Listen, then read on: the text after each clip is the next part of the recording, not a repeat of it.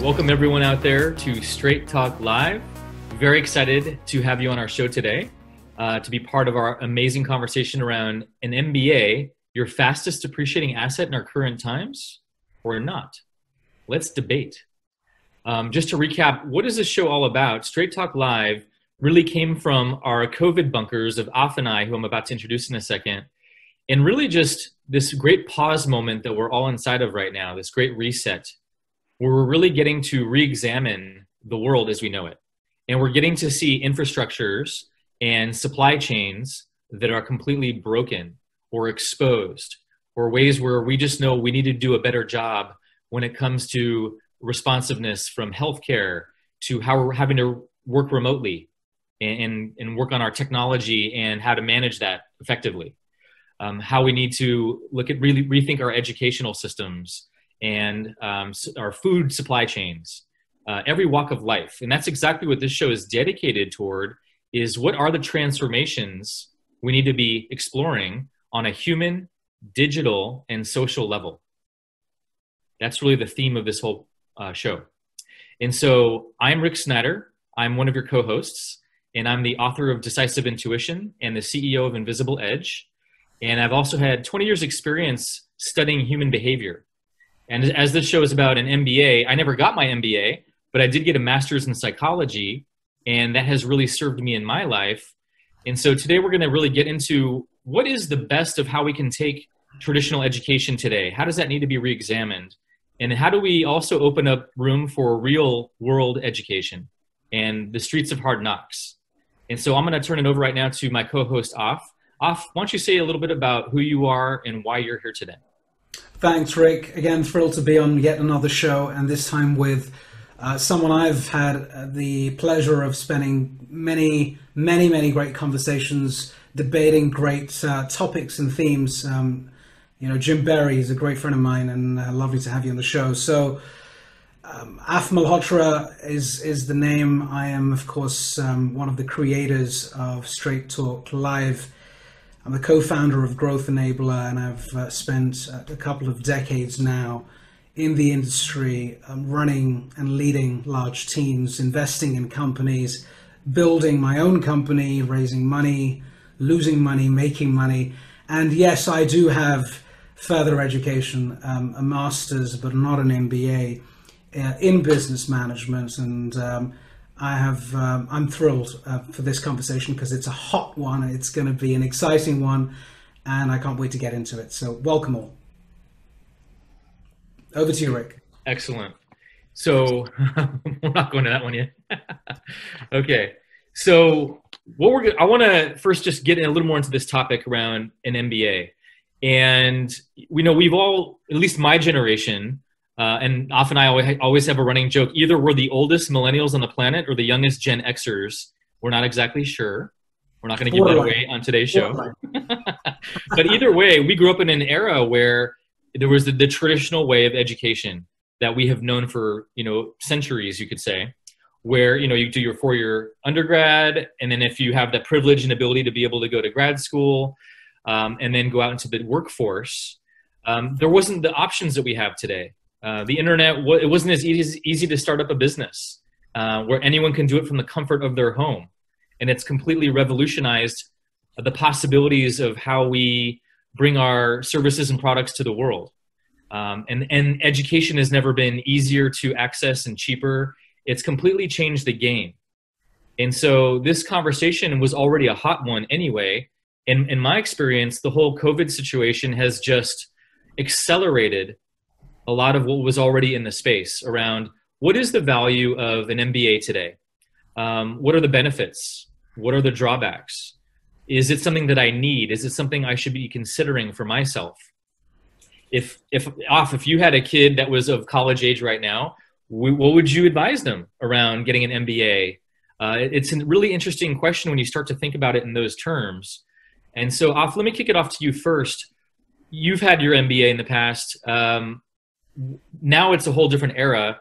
What are you seeing right now in some of the trends and what's being exposed even in this pandemic time?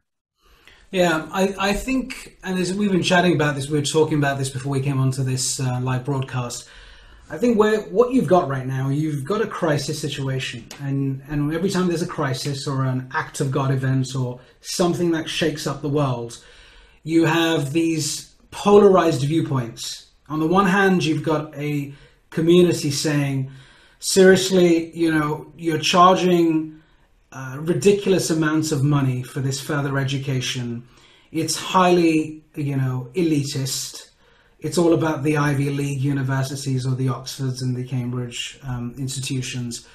It's reinforcing a elitist and exclusivity-driven existence. Not for us. Time for change. Stop this right now. The great reset of the MBA or the education system. And last week we had two folks, we had two, educators from different universities debating the role of higher education, 2.0. So that's one end. The other end is those who've had further education, MAs, MBAs, who've done well out of it. Jim was talking about a statistic where over 10%, I think you said 11% of the billionaires of the world, or the top CEOs, and you'll correct me here, have had MBAs, and it's a great grounding tool, a fantastic way to build a network, learn amazing skills, build almost your special moves and your special sort of capabilities to deal with uncertainty. And there's one school of thought that believes that. And then there are loads of people who are sitting in the middle, scratching their heads and trying to work out what are they going to do, God forbid they are unemployed soon, or they're sitting around at home. How should they develop themselves and grow and excel? And you asked me about whether I would send my daughter or son. I've got an 18-month-old. She's got a long way to go, of course. She's probably going to do a junior MBA or whatever it's going to be called at some point. I'm not going to let her off the hook. I think education is super valuable in whatever form, but I do think education needs to move with the times. We keep criticizing large enterprises and CEOs of these large companies and really, going at them. I think educational leaders, educators, academia needs to wake up and smell the coffee too. And I'm not saying, there's no generalization here. Some are doing an incredible job. The Singularity in particular, which is not the conventional MBA school, but is really grabbing the bull by the horns and trying to do something different. Abundance and exponentialism is the fabric and it's the DNA of what they do in their curriculum. Can we see a more hybrid model that would be good for my daughter in 5, 7, 10, 15 years, whatever it may be? I wish we end up in that state. I love education. I love the concept of the MBA, but I'm going to say until Jim convinces me, it's still a depreciating asset. So I'll stop there. But Jim, this is yours, my friend. Go for it and tell us all about yourself, more importantly. And before you get into the topic, and I think your background has a lot to do with why you're on this show and why you've got such a unique and compelling perspective on the MBA and education at large. So if you're good with it, Rick, I'm going to hand the baton over to Jim. Go for it, Jim. All right, I'll take it. So, my background, why I'm here today is I'm actually the director of the UCL MBA, a new MBA program that UCL is offering. As to my background, I came to academia. I have a PhD in organizational behavior. I teach MBAs and have for the last 10 years. But before I got my PhD, before I went back to school, I spent nearly 20 years in industry doing a number of different things. I was a professional coach swimming. I also helped one of the big five, back when there was a big five consulting firms, create a research and development group around internet architecture and actually online learning. Way back in the day, working with companies to do that. I then moved into doing some a little more exciting things, writing anti-terrorism textbooks with the U.S. government, That was an exciting time, but my role in really facilitating the expertise in the room and pulling that together actually led me to be one of the founding leaders of a facilitation group that helped businesses do things like strategic planning and new product development and mergers and acquisitions. We did a lot of work with companies on that. I've also had my experiences with being a CEO of a software startup, learning by doing, and sometimes you learn best by failures.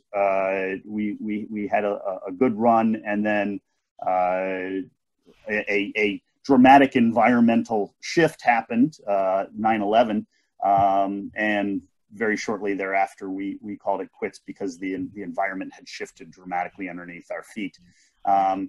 At some point, my wife told me, you keep talking about wanting to do a PhD, either do it or shut up. And when somebody lays that on the ground, I had to pick it up, and so I had to go and get my PhD. So I got my PhD and took a position at UCL as a research faculty member, teaching students, but doing quite a bit of research around creativity, innovation, entrepreneurship. And that's how I met Af, actually speaking at the London Stock Exchange to a group of entrepreneurs.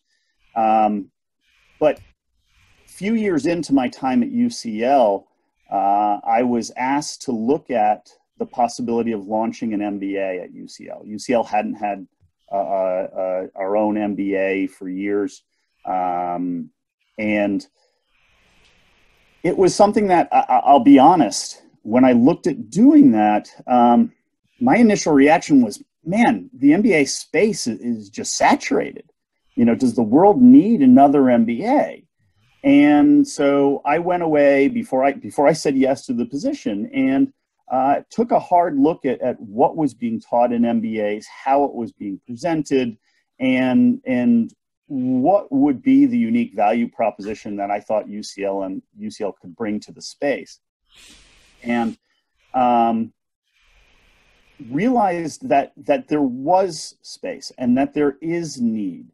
The UK government, again, UCL being University College London, the UK government has identified some of the careers that in the future are in high demand, that are going to see exponential growth. And one of those is senior leadership, director level, senior managers within organizations. And where do those people come from? Where do they get the knowledge and the skills in order to become senior leaders and those directors of companies? And I do think an MBA is a structured way of putting that together.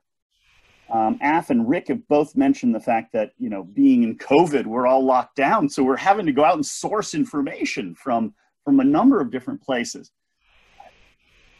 Not every video you watch on YouTube is helpful. Not all information has equal value.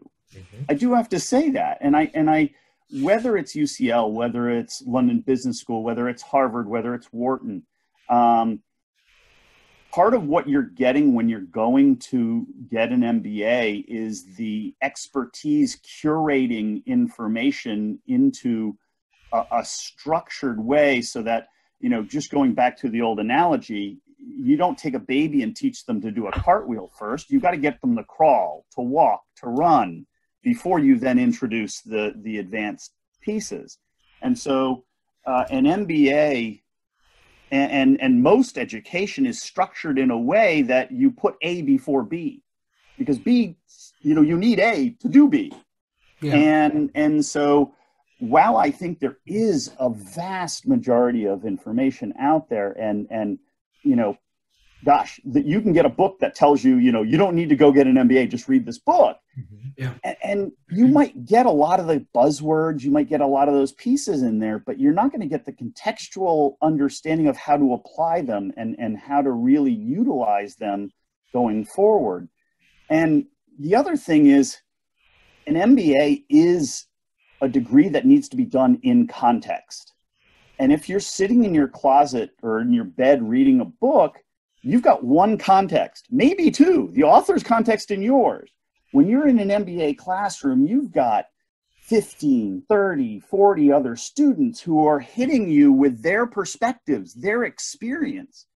And that is such a key part of the learning environment of an MBA, more so than I think any other degree, is that contextualized experience being brought to the classroom. I advise students, don't get an MBA straight after your undergraduate degree. You need to go work for 4, 5, 6, 10 years before you go back to get an MBA, because that's when you're going to extract the value. And so, hopefully trying to respond a little bit to the framing of, you can get knowledge a lot of places. You can get explicit knowledge a lot of places. Really understanding tacit knowledge and understanding how it applies in different contexts is something that takes a little bit more structure and I think a little bit more intent. But I will tell you, 4 years ago when I was tasked with founding the UCL MBA, my first reaction was, just like what the title is, it's a depreciating asset. It's not. If you can finish your MBA and have an increase in salary, and then that increase gets a raise each year on top of it, that's the definition of an appreciating asset, by definition. Now, we can say, is an MBA more valuable today than it was 10 years ago? Are the multiples of increase changing? We can have that discussion, but depreciating asset, does it become less valuable over time? After you mentioned the fact that you love learning. I mean, have you ever learned something that you wish, man, I wish I didn't know that? Let's not get into that. But actual knowledge. No, absolutely not. And you make a really good point. And I think if you look at yesterday, there's just no doubt that until now, an MBA qualification for all of its, not all MBAs are equal. That's the other piece, right? And I think we need to call that out, because I'm not as familiar with how you manage to, as in not you, but how a university manages to get approval to be an MBA distributor, if you want to call it that.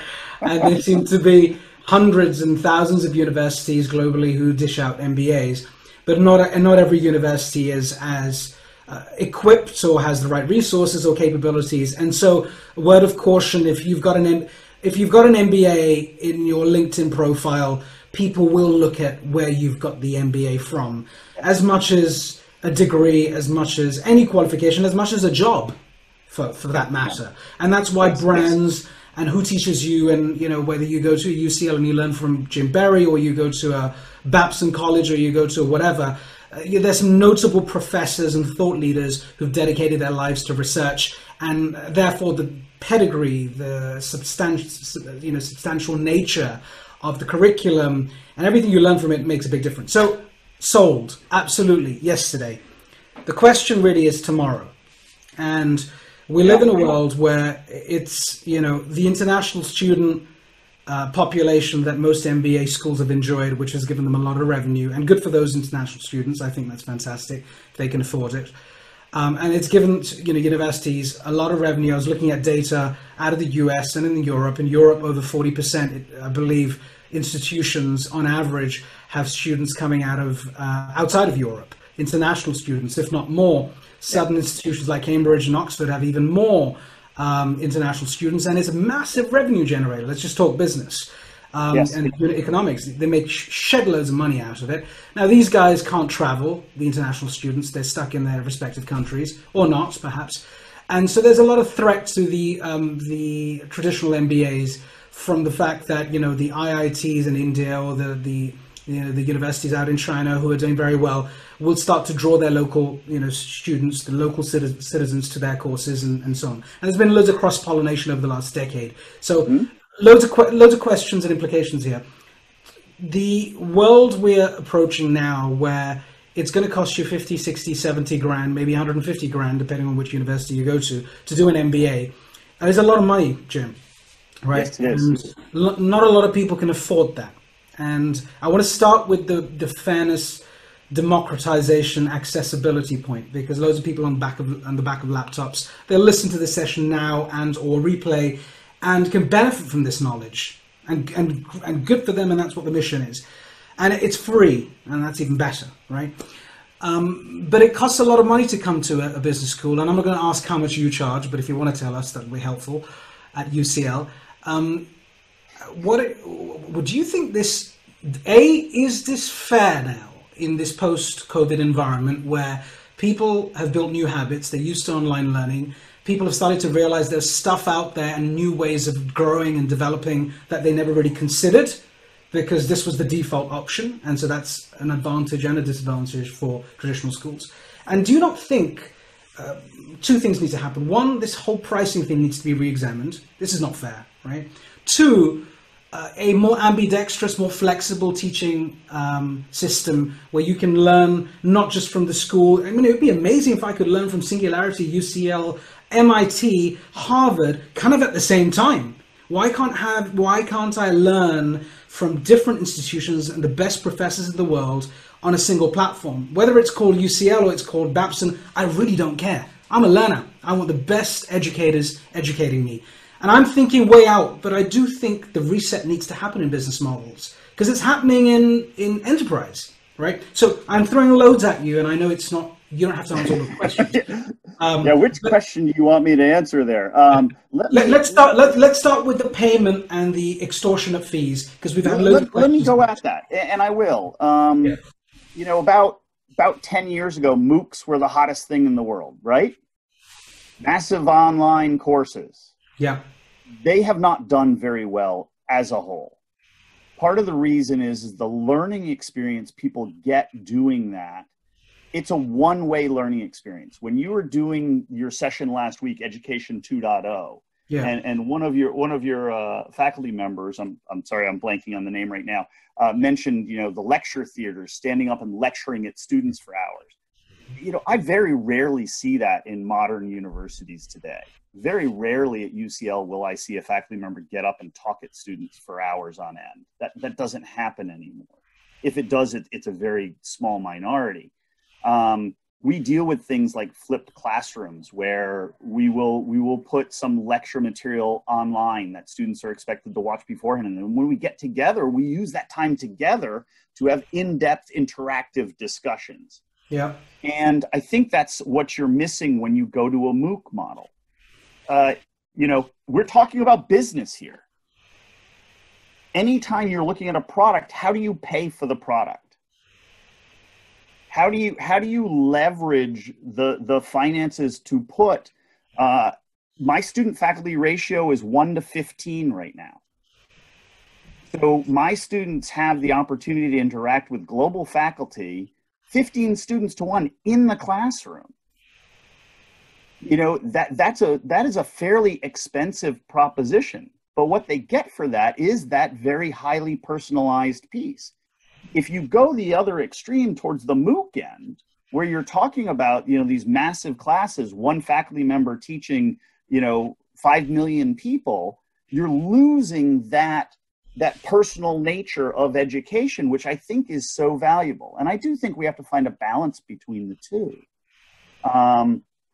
But the democratization of an MBA is expensive. It is. And different MBAs have different cost points. A lot of the cost in doing an MBA is in the services that are wrapped around the MBA. You can look at any of the top 50 MBA programs, and one of their highest cost points for administering an MBA is career services. Why? Because part of the value of getting an MBA is getting a job afterwards, and getting the right job and getting the right entry to a career. And so those MBA programs have very high costs. I've known programs, I believe Harvard has over 200 career professionals who help their students find jobs. Not only their students, but their alumni. So there are high costs to that, and if you go to this kind of MOOC model, you lose all of that. So there at that point, again, go read the book, and then, you know, say you have the knowledge, but you really won't. And I think that's part of the problem. Now, if we're talking about justification, societal justification, making it democratized for everyone, I do think that some of the lessons that are learned in an MBA are really meant for people who are leaders of organizations. If you are running an organization of 50, 60, 100 people, that's where the MBA really has value. If Right. you are running a shop of 2 people, will an MBA help you? Yeah, probably. I think the learning is valuable. But where it really becomes leverage to not only have value for you, but for your organization and for society as a whole, is when you are then directing larger numbers of people. And when you're doing that, oftentimes you already have assets that have high value. So the Fortune, the graph that you showed from Fortune magazine that showed there was only a 1% return for an MBA, if you go deep in that article, which is a little hard because not the Fortune article, but the actual academic article that it was based on, the econ article, there's some heavy stats in there. But if you really dig deep in, what they're saying is people who go to get an MBA tend to have a high salary to begin with. And then the MBA gives them an incremental bump in salary. And so that, if you're already making 100,000 a year and you start making 120 a year, that's great. Woo! An extra 20% is fantastic. But that's different than if you were doing a MD where you were volunteering at a hospital making 11,000 a year, and then you finish your MD and now you're making 120,000. That difference is much greater. So I think there was some misleading bits in the study that you put forward that pulls that aside. Now that said, is every MBA program I know has scholarships where they are looking to bring in people from the nonprofit sector, from the government sector, where people might not have the extreme high salaries, where they might not have come from the backgrounds that are privileged. We've got a very small cohort in our starting group, and we have some folks who come from very underprivileged backgrounds. And are they successful now? Are they making themselves successful? Yeah. They didn't come from families that had wealth. They didn't go to Cambridge or Oxford or Harvard as undergrads. But they're succeeding in our program primarily because they're driven to do it. Well, what percentage, Jim? What percentage of sorry to interrupt? What percentage of your total class is scholarship based? So at this point, we do not offer full scholarships. I believe the number is about 50% of our students are getting some sort of scholarship funding. Okay. And as we grow and we build the program, there will be more of those opportunities put out. I do know that, the top 25 schools offer oftentimes many full-time scholarships. And the other thing is a number of organizations and professional bodies will assist students in funding their MBA. Yeah. About 50% of our students also get some funding from their employer to do it. And again, going to get an MBA, not everyone is going to pull value out of it the same way. And so if you are somebody who is working as a teller in a grocery, you're not going to get the same value as if you're the manager of the grocery store. The leveraging of that information to a single person's job is not as great as leveraging that to a team of 20, 30, 40, or 50. Jim, sorry, go on, Rick. Go on. Yeah, Jim, I really appreciate some of those. Those are really fair points there. And I think we also have to introduce the context of today, the context of the pandemic and what's happening now, and all the uncertainty that is happening in this moment around everything around education. And we're really talking about the value of education, the value of an MBA right now. And so I really like your point about, and I understand this too from my own master's program in psychology, the real value was the conversations. It was the engagement in the moment with real people, dissecting different viewpoints. Experiential learning was my favorite and still is the best, I think, out there. But so here's my point is, why would someone pay for a full-time MBA program that's now online? So let me, I will answer that question, but I have to caveat it. The UCL MBA is a classroom-based MBA delivered online. We designed it that way because we were looking to the future of education. So our students actually get together. If you're taking an accounting module, you will have some information given to you via video through our online learning platform, but then you will actually get together with 15 other students in class at 7 o'clock on Thursday night with a faculty member, and you have class for an hour and a half in Zoom. So in this platform. So we are having these debates. We are doing it. We are having students from all over the world. And guess what? Our program's not interrupted at all. We're running. We're doing it. Now, the question you asked is what if somebody has gone back to get a full-time MBA and now all of a sudden their learning is online? I think it's a different product than what they initially asked for. I think in situations where it's a 2-year MBA and you're in the second year of your MBA, you probably have gotten a lot of the value of being on campus, of building your networks, of knowing the people so that you can continue to stay in contact through this kind of mode. Let me back up. There are multiple ways to do an MBA. You can do an MBA online, you can do an MBA part-time, you can do an MBA full-time, you can do an MBA, a classroom-based online model. That's kind of a hybrid that we're doing. People go to do an MBA in those different programs for different reasons. You oftentimes go to a full-time MBA when you're looking to do a career transition, and particularly the 2-year MBAs, because it gives you the opportunity to do internships. And it gives you the opportunity to build long-term network relationships that a 1-year MBA, full-time MBA doesn't give you. Now, the full-time MBA, when you go to campus, even the part-time MBAs, when you go to campus, you're building close physical networks. Even a part-time MBA are often people who work in the same area, so you're building networks within your current work group. It might not be as global as a full-time program or an online program, but they can be very deep connections. So the reasons people take MBAs are different. If you had signed up for a full-time MBA and you were starting in September, and your course is now telling you we're going to be teaching you online, that's a very different question than, again, if you're in the second year of your program, or if you're doing a part-time MBA and you're dealing with people that you might already know, because part-time MBAs oftentimes pull from their local communities, Agreed. Their local groups.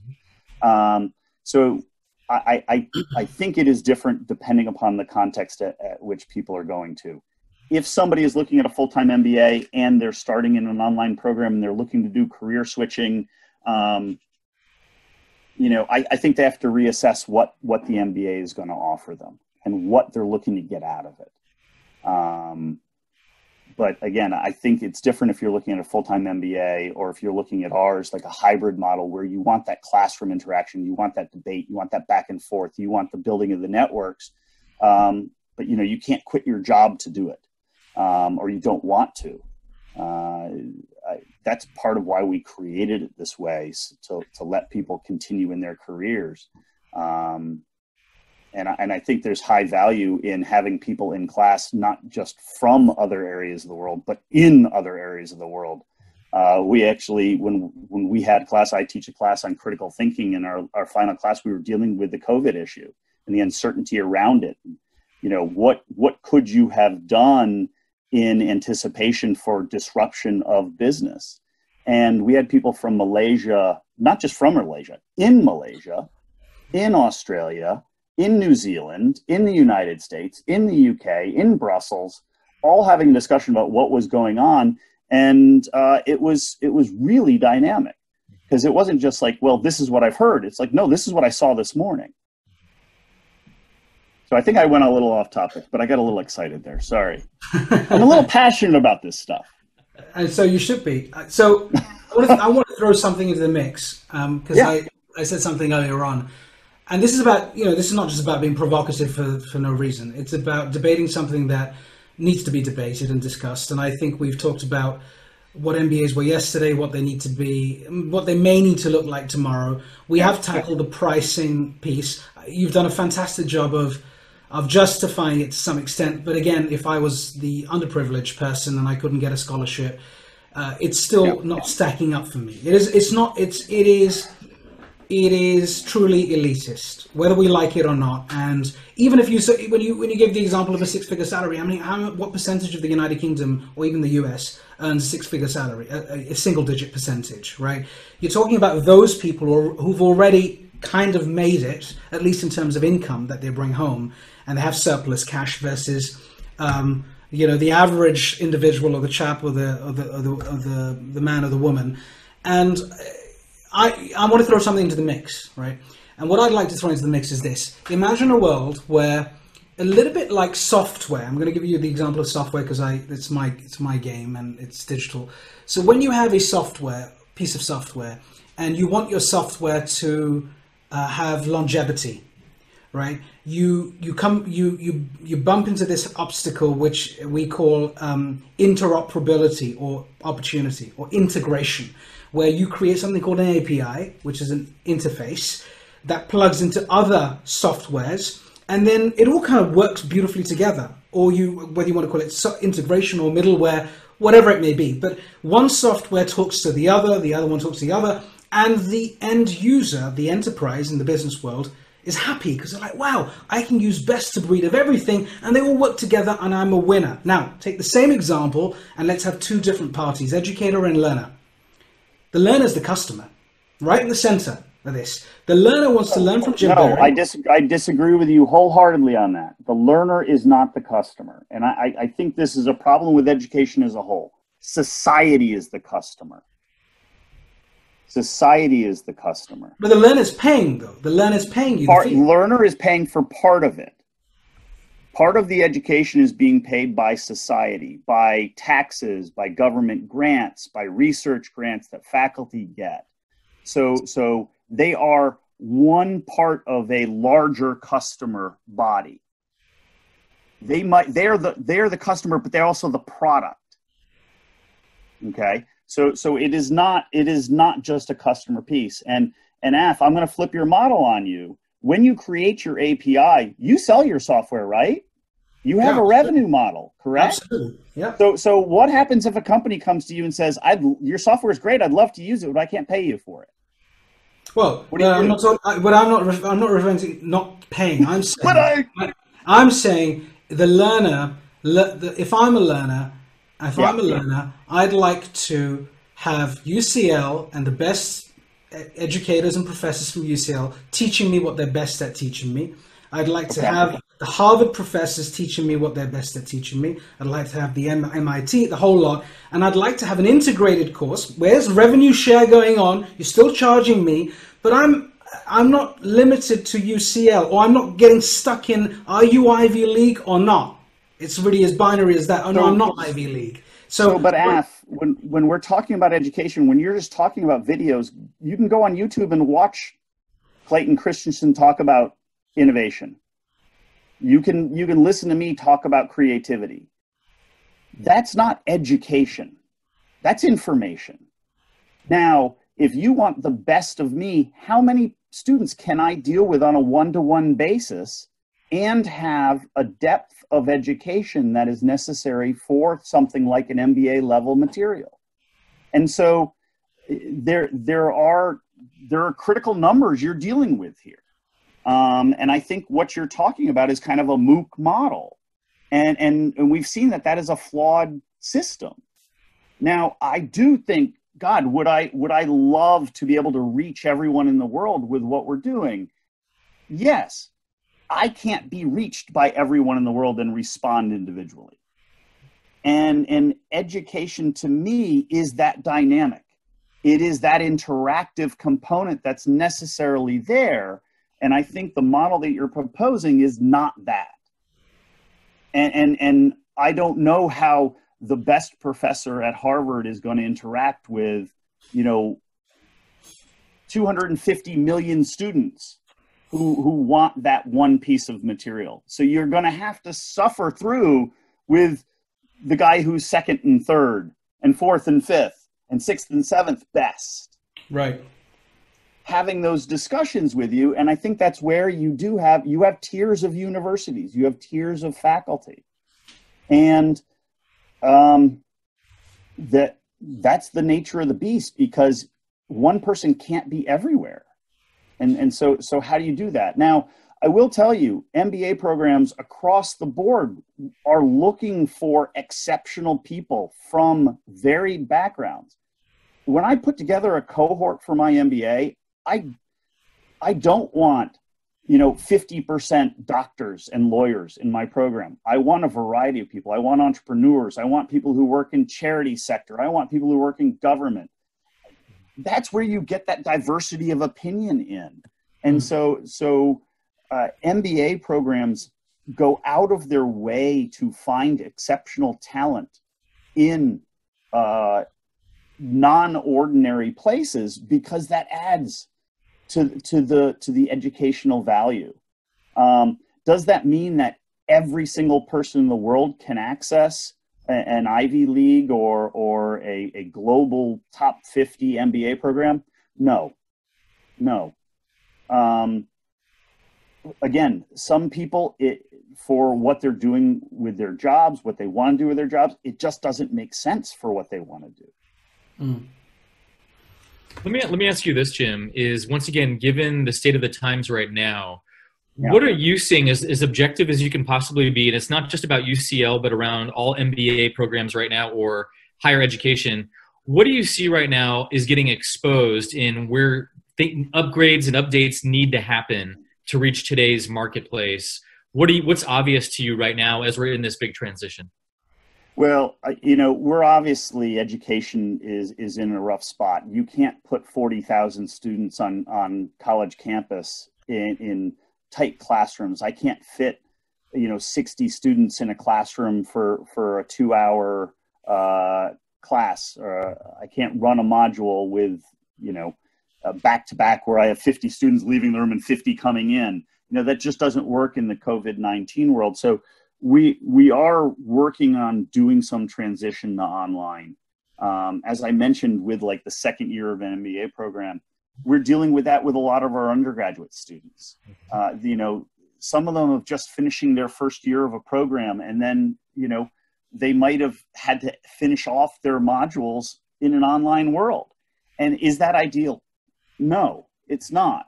I think a lot of programs, unlike our MBA that was built to go online, are having to be retrofitted to that model.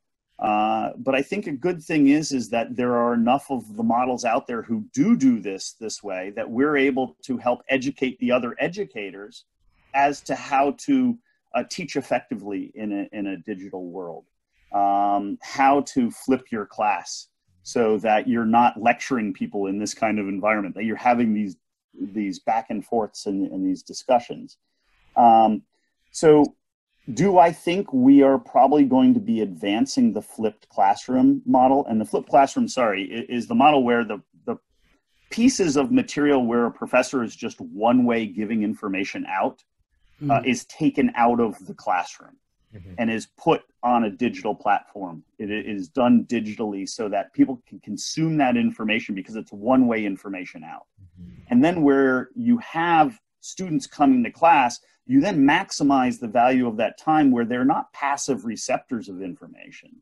They're active engagers in it. So that's the time when you do things like experiential learning, where you are debating a case study where information is changing on a real-time basis, so that you get some of that tacit knowledge that is really so valuable. But I think the COVID-19 is really pushing universities to examine those historic practices that you and Af had been talking about, that I'm sure you experienced, Af, when you did your MBA. You probably sat in some classrooms where people just talked at you. Oh, yeah. That has been changing over the last few years, over the last decade. And I think that's just going to be accelerated. So when we get back to the physical classroom, I think it is going to be different. I think there is going to be a lot more balance of how can we maximize this time together versus just time on task. Did I answer your question, Rick? Yeah, and I think that's just really what I'm trying to get the heart of is, are you seeing that your university or universities are technologically prepared for this moment? Are they being caught with their pants down? What are you seeing in real terms around the preparedness, the ability to respond to the moment, and what's painfully obvious of what needs to shift fast? Yeah. So I am involved at UCL, obviously. That's where I'm working. I am also an adjunct faculty member at University of North Carolina, Chapel Hill. But I also have contacts at a number of different institutions. And as somebody who is leading an online program that is classroom-based, that really has taken this model from the ground up, I'm in deep conversations with a number of different universities. I will tell you, universities have learning management systems in place. Any in-person class has an online portal through which materials are disseminated and those kind of things.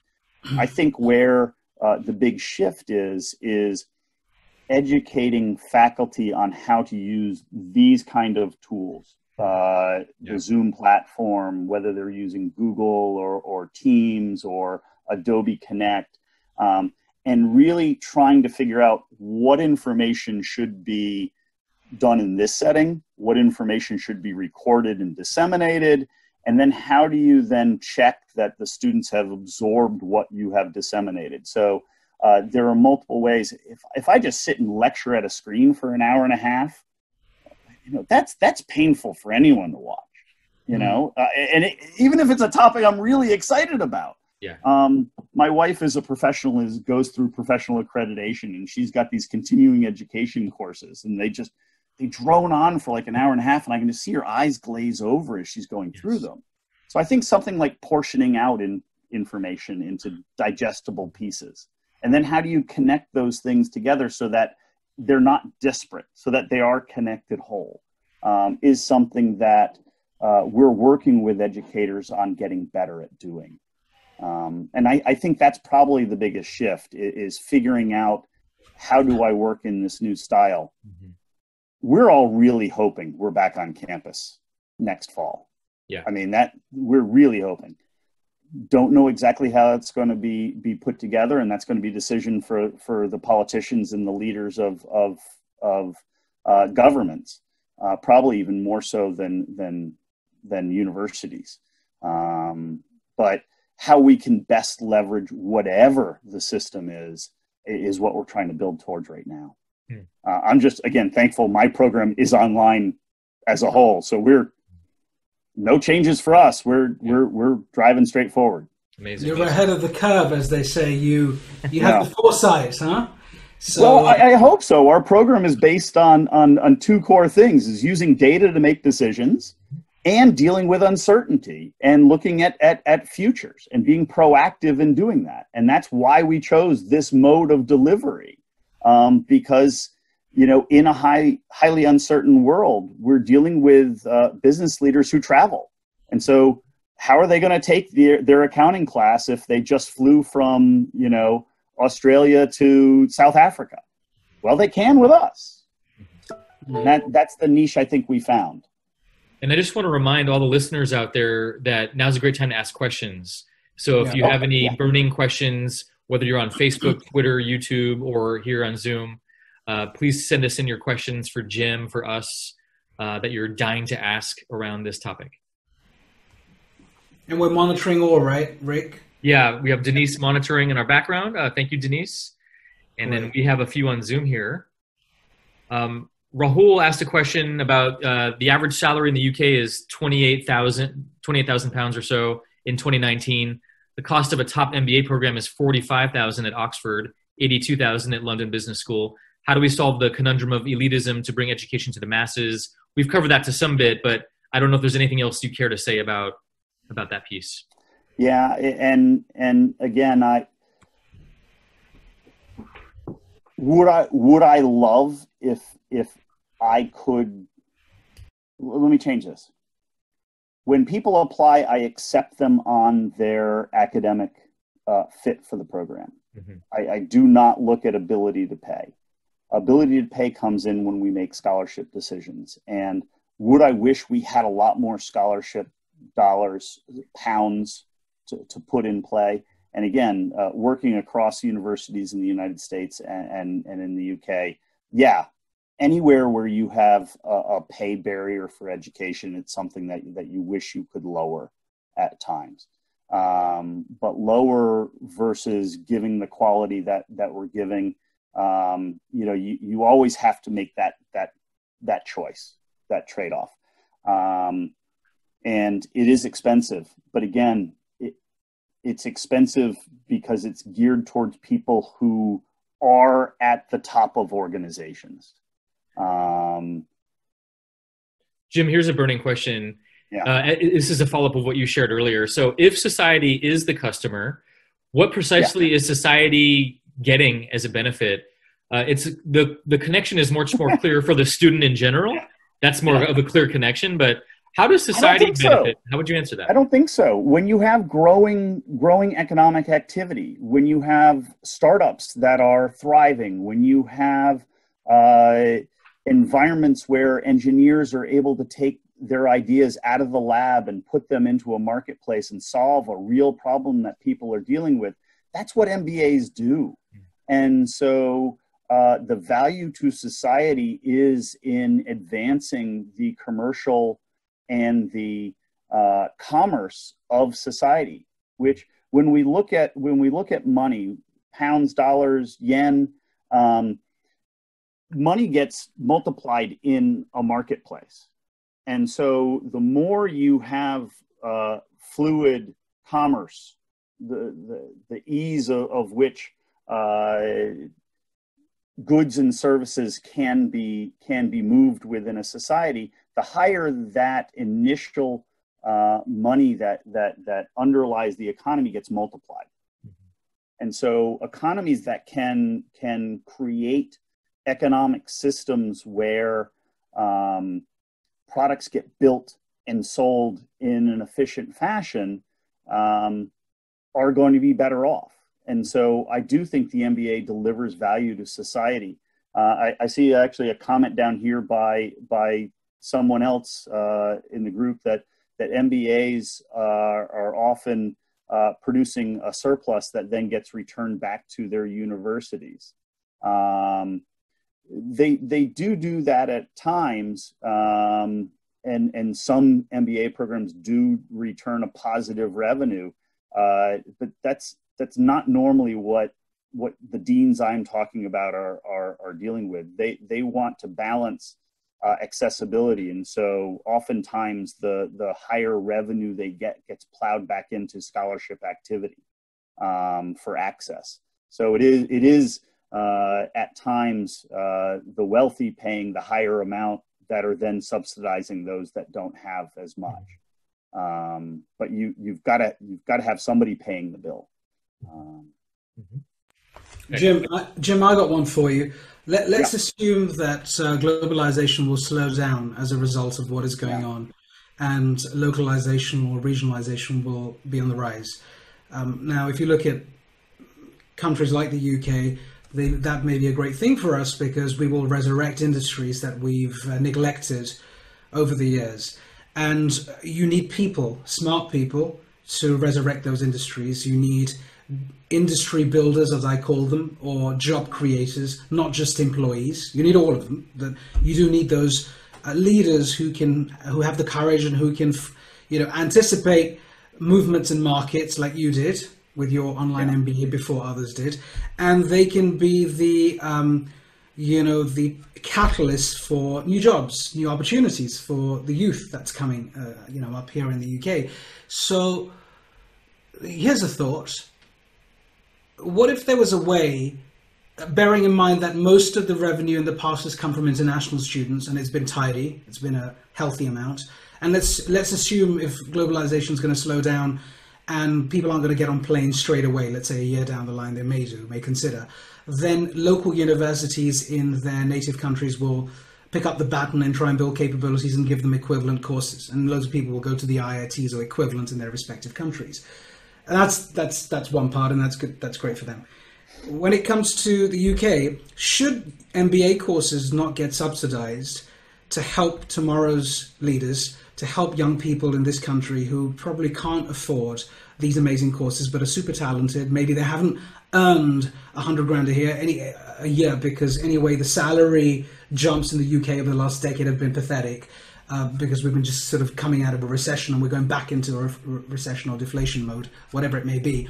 I'm just wondering whether universities have a responsibility, as does government and the Department for Education, to try and come up with all this big money that the Chancellor is putting aside for bounce back loans and interruption loans.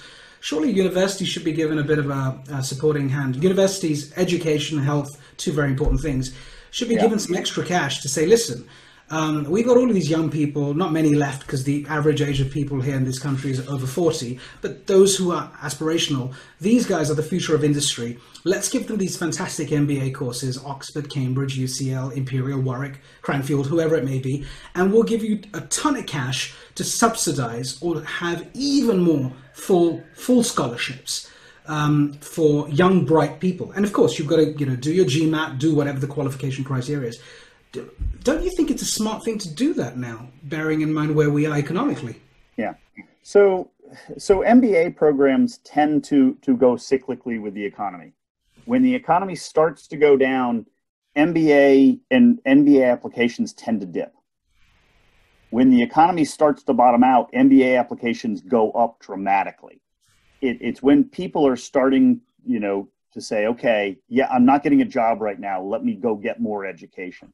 And let's take this out of the realm of MBA, because again, I think MBAs are really applicable to people who have multiple years of work experience. When you're talking about young folks, I think in a downturn, one way an economy can bounce back is by funding education.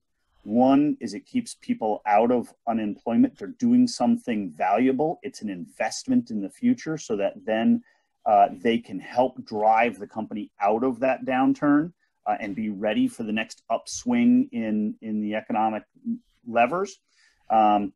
In driving MBAs, yeah, I think that's good. I think what you're looking at there is you're looking at managers who have been laid off. Maybe their companies are disappearing because of the change in the environment. That would be a great opportunity to go to.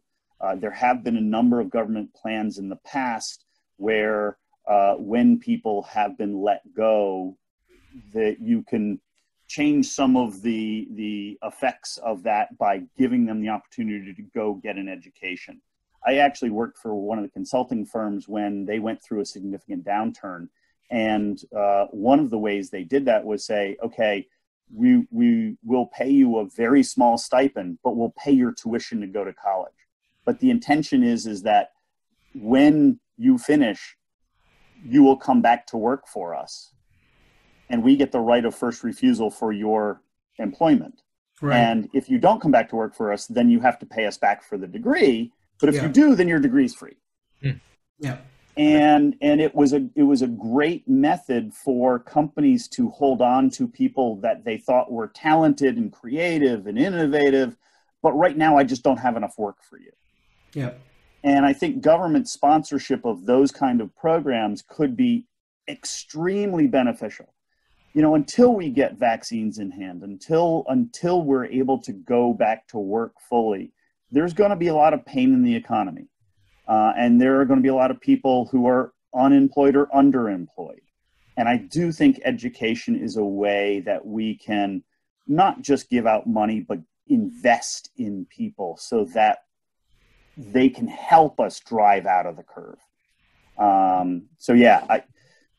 I'd love that. I am not a politician, but almost every economist I've talked to is a downturn is when you need to invest in your company. in your country.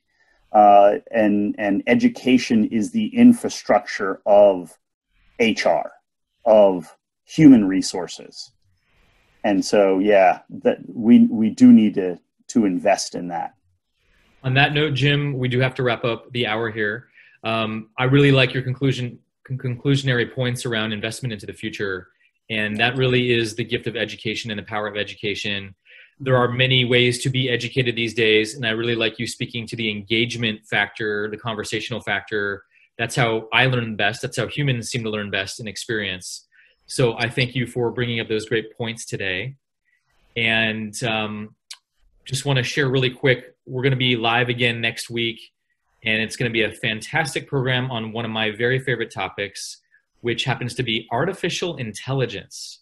And how the heck could that actually be literally our best friend that's going to help us track and monitor and get through these times better than we could on our own? Or could it also be our worst enemy in terms of privacy and all the issues that are raised around tracking and the powers of technology? So we're going to go deep with Nicholas Karinos next week, who is an AI architect, creator, and genius in Cyprus. And that's going to be a fantastic deep dive into AI in a post-pandemic world, friend or foe. Thank you all for tuning in today. Jim, thank you especially for your generous time and your great points you made. And thank you all the listeners who tuned in, and look forward to checking this out on the replay as well. Keep checking out Straight Talk Live every Thursday, 9 a.m. Pacific, 5 p.m. British Standard Time. Thank you all. All the Good best. night.